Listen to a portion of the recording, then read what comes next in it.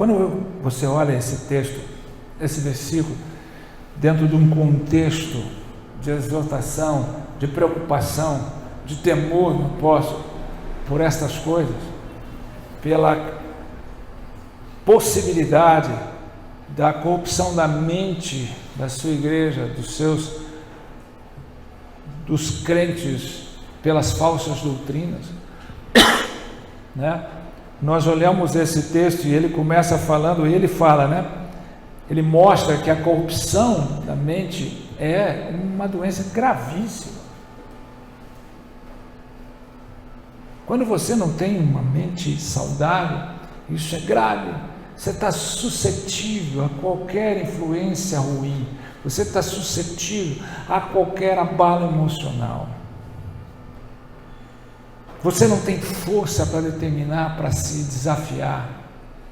O que sai da sua boca são sempre murmurações ou palavras derrotistas. Você sempre começa perdendo. Você diz, eu não dou conta, eu não faço, eu não suporto, eu não nasci para isso, não é isso, eu não dou conta, eu nunca vou chegar porque eu não sou. Você é completamente, tem uma completa baixa autoestima. Você não consegue ver o valor que você tem para Deus.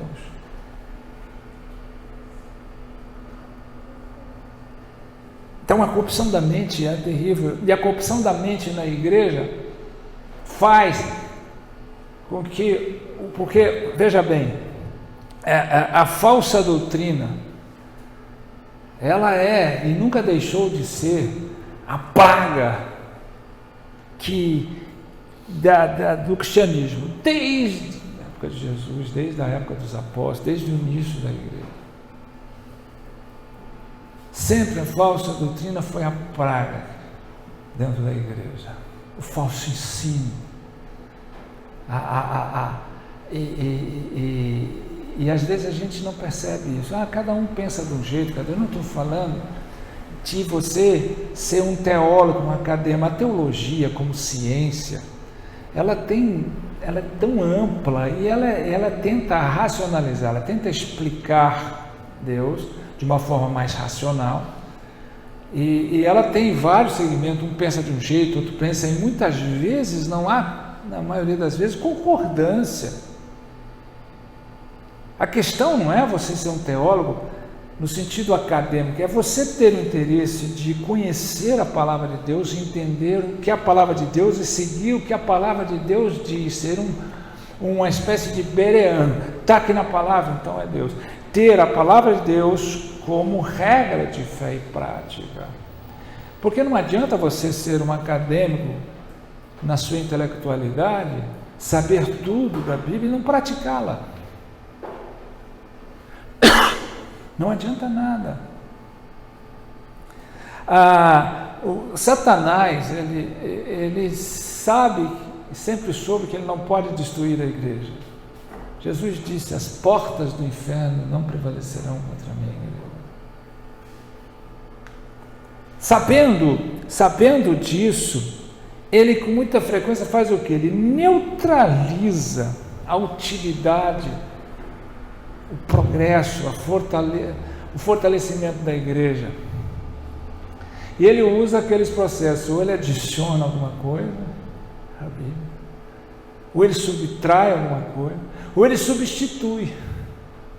Esse é o processo corrompendo a mente dos homens. Você começa a perder o foco do puro e simples evangelho, e você começa a criar tradições, se adequar a usos e costumes, você começa a se aplicar a pessoas, a instituições, e você começa a somar alguma coisa a Cristo, a sua palavra, ou você começa a tirar alguma coisa de Cristo, a sua palavra, achando, não é bem assim, não precisa ser assim, ou você começa a substituir Cristo por homens, por pessoas, por instituição. Tem gente que ama mais a sua igreja, o seu pastor, do que a Cristo. Ele não diz isso claramente, mas sua atitude revela isso.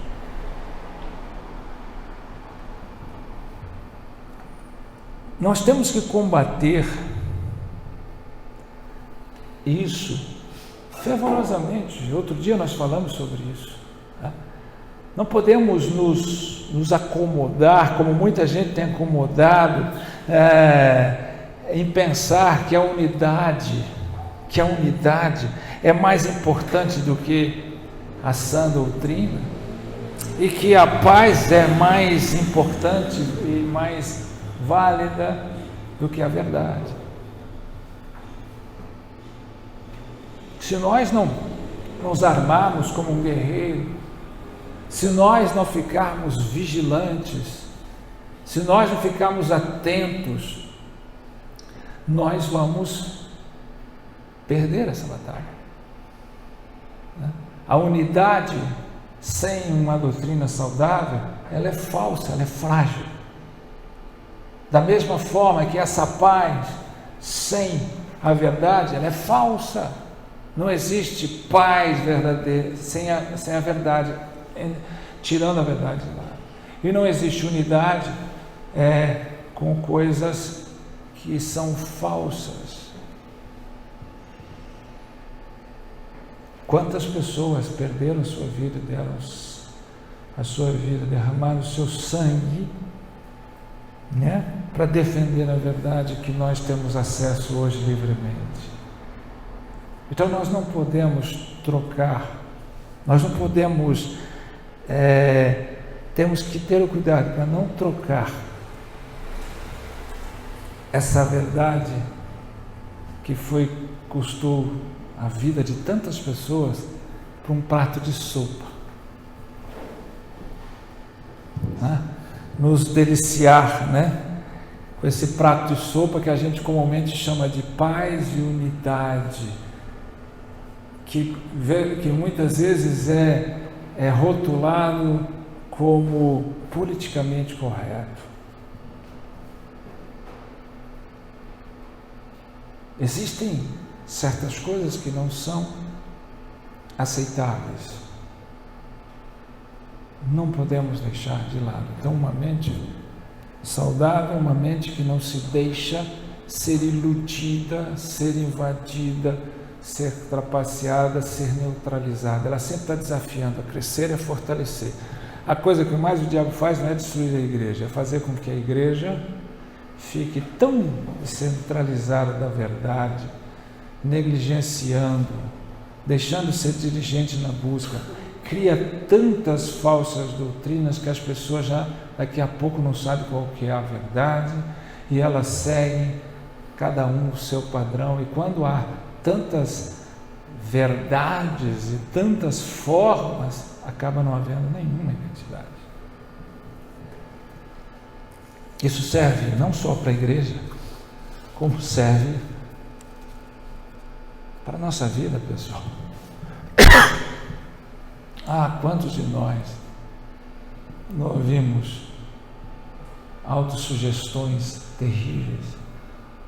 Quantas pessoas são desestruturadas emocionalmente, são frágeis, porque alguém disse assim: você não vai conseguir, porque alguém disse que você não é inteligente, você não é assim, você não é assado. E a gente sempre luta com essas vozes, a voz de Deus que nos chama a ser forte e uma vozinha que tenta nos diminuir. E a gente está sempre sujeito a essa voz que nos destrói, ao invés de ouvir a voz da verdade, a voz de Deus. O próprio Jesus disse: as minhas ovelhas ouvem a minha voz. Se você ainda não está ouvindo a voz de Deus e está ouvindo outra voz, porque a ovelha, você pode esparramar vários rebanhos de ovelhas e você chama aqueles pastores e pede para um dos pastores começar a falar, somente aquelas ovelhas do pastoreio dele vêm, elas identificam a voz do seu pastor. Então o Espírito Santo faz com que nós tenhamos uma mente forte, que ouve a voz de Deus, de Jesus, nosso pastor, meu pastor.